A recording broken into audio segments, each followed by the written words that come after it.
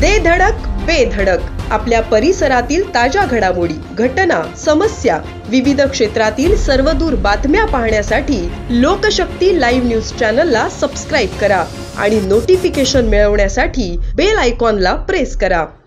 मुरुड एकदरा येथील कस्तुरी IND MH3 MM 2683 या बोटीतील नाखवा आणि खलाशी खोल समुद्रात मासेमारी करता गेले असता त्याच ठिकाणी LED मासेमारी करणारे परप्रांतीय नागरिकांकडून कस्तुरी नौकेतील खलाशांना मारहाण करण्यात आली. ही बातमी मिळताच मुरुड पंचक्रोशी भागातील 5 सोसायटींमधील कोळी बांधव आणि महिला एकवटल्या.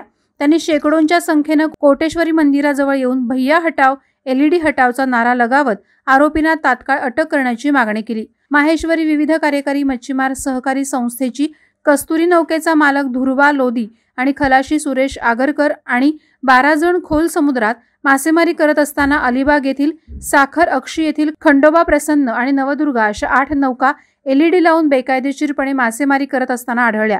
नौकामध्ये असणारे परप्रांतीय नागरिकांनी कस्तुरी नौकामध्ये घुसून चोरी आणि जीवे ठार मारण्याच्या उद्देशाने नासधूस केली.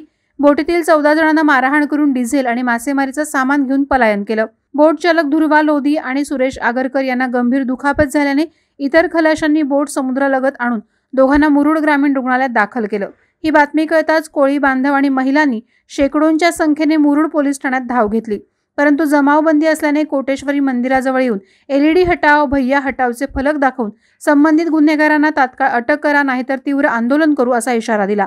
तर महिलांनी आपल्या कुंकवाचं रक्षण करा अशी आर्तसाद प्रशासनाला घातली. LED बोट वापरून बेकायदा व्यवसाय करण्यामध्ये काही शासकीय अधिकारी देखील सामील असल्याचं कोळी बांधव सांगतात. LED बोट वापरून व्यवसाय करणाऱ्यांचे संधान संबंधित विभागाच्या थेट वरिष्ठांपर्यंत असल्याने आमचे कोणीही वाकडे करू शकणार नाही असे काही LED बोटवाले बोलत असल्याचंही कोळी बांधव सांगतात.